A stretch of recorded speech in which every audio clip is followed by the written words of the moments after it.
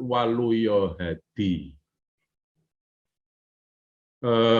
Pak Waluyo tanya sebagai berikut. Dalam hal keyakinan, akidah, setiap orang beriman harus meyakini kebenaran apa yang diimani atau dipercayai. Sehingga dalam Islam menyebutkan bahwa orang yang tidak mempercayai kebenaran Islam disebut kafir. Sedangkan agama Nasrani menyebut orang yang tidak mempercayai agama Nasrani, mereka disebut domba yang tersesat. Gitu. Apakah ini masuk intoleran? Gitu. Ini bagus juga ini. Kafir disejajarkan dengan domba tersesat. Saya kira itu penting. Begini Mas Waluyo, ada beberapa juga, ini juga perlu penjelasan juga.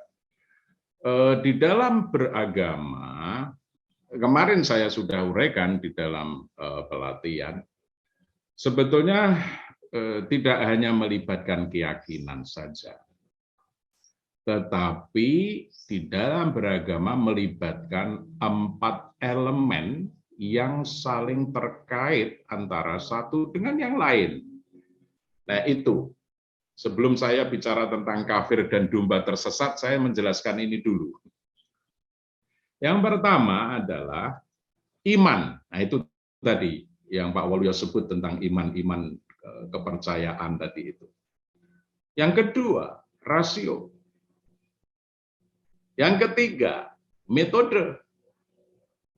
Yang keempat, nilai. Nah, 4 kunci itu, konsep kunci itu saling berdialog itu sebetulnya. Tidak berdiri sendiri, iman terlepas dari rasio, iman terlepas dari metode, enggak begitu. Jadi di dalam beragama itu 4 elemen itu saling berdialog di dalam diri kita masing-masing. Oke. Jadi kalau iman harus berdialog dengan 4 elemen itu. Nah, itu yang harus dihidupkan. Ketika iman itu tadi mungkin terlalu semangat ya, terlalu semangat beragama, lalu kemudian agak merendahkan atau meremehkan orang lain yang berbeda, termasuk agama yang berbeda, itu harus dicek. Dicek oleh itu tadi, afala taqilun, afala tatafakkarun, afala tatadabbarun dalam Quran begitu. Apakah kamu berpikir, apakah kamu merenungkan itu? Apakah itu tadi, kata-kata itu semua adalah rasio itu. Oke. Artinya apakah ketika kita berbuat sesuatu, menghitung nggak implikasi konsekuensinya? Nah, itu rasio itu. Itu rasio itu. Nah, ketika sudah menghitung implikasinya, lalu bagaimana metodenya? Kena nggak metode ini? Gitu kan? Jadi di dalam diri kita itu ada semacam perbincangan internal dulu sebelum kita mengekspresikan itu keluar.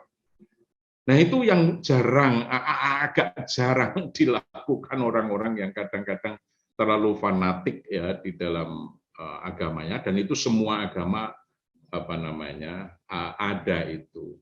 Nah, dialog 4 itu terus-menerus dalam setiap masalah apapun, masalah pribadi, keluarga, masyarakat, kemudian juga apalagi negara dan lain sebagainya. Dialog itu terus dihidupkan, jangan diberhentikan, apalagi dibekukan. Artinya, udah iman saja, tanpa rasio, tanpa metode, tanpa nilai. Wah, itu berat itu di dalam masyarakat multikultural seperti Indonesia itu. Dan saya kira masyarakat dimanapun juga seperti itu. Nah, itulah maka jadi jangan sampai dipertentangkan antara iman sama nilai. Umpamanya begitu. Nilai-nilai kemanusiaan, nilai-nilai persatuan, nilai-nilai solidaritas, begitu dan selanjutnya ya. Saya kira begitu. Nah, maka disitulah menurut Quran kan disebut udkhulu fis-silmi kafah, gitu kan. Masuklah ke wilayah perdamaian secara total. Total itu yang melibatkan 4 komponen itu kalau saya ya, kalau saya melibatkan 4 elemen tadi itu. Nah, dari situ lalu Anda bertanya tentang kafir dan domba-domba tersesat tadi itu.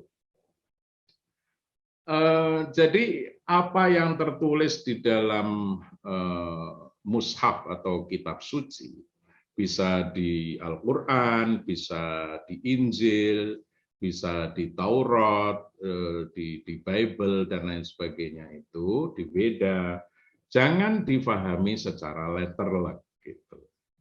Kalau difahami secara harfiah, letterlek, itu kemudian kadang-kadang apa ya, tidak tepat kita mengambil posisi jadinya gitu. Nah, karena di dalam Al-Qur'an sendiri kata-kata kafir itu sebetulnya kan lebih ditekankan kepada substansi keingkaran atau substansi perbuatan-perbuatan yang tidak baik. Jadi substansinya itu adalah perbuatan-perbuatan yang tidak baik. Sifat-sifat manusia yang tidak baik itu kafir, gitu kan. Maka di dalam Al-Qur'an sampai ada kata-kata huwallazi khalaqakum, Tuhanlah memang yang menciptakan kamu semua umat manusia itu. Faminkum kafir wa minkum mu'min. Ya, artinya di dalam diri kita itu ada substansi keingkaran itu dalam arti baik dan buruk tadi itu, dan yang baik itulah yang mukmin, yang buruk itu adalah yang kafir tadi itu. Yang sifat-sifat yang tidak baik di dalam manusia muslim banyak sekali di dalam Al-Quran disebut innal insana lafi khusrin, sangat merugi. Nah, itu juga bagian dari substansi keingkaran dalam kafir itu. Innal insana halu'a, penuh keluh kesah, itu juga ajula, tergesa-gesa gitu ya. Kemudian layatogo, kadang-kadang dia juga melampaui batas begitu. Nah, itu saya kira hal-hal sifat-sifat semacam itu yang kemudian disebut di dalam bahasanya kafir tadi itu. Nah, mungkin di dalam Kristen domba-domba tersesat itu saya kira tidak terlalu jauh juga dari uraian ini tadi. Artinya perilaku atau moralitas yang buruk itulah yang disebut kafir begitu. Nah, sementara di dalam masyarakat kadang-kadang kafir itu adalah menunjuk kelompok tertentu begitu. Enggak, di dalam diri kita sendiri ada unsur-unsur kekafiran itu ketika kita betul-betul tidak berbuat baik ya terhadap diri sendiri, keluarga, masyarakat, dan negara. Begitu kira-kira. Demikian saya kira, terima kasih.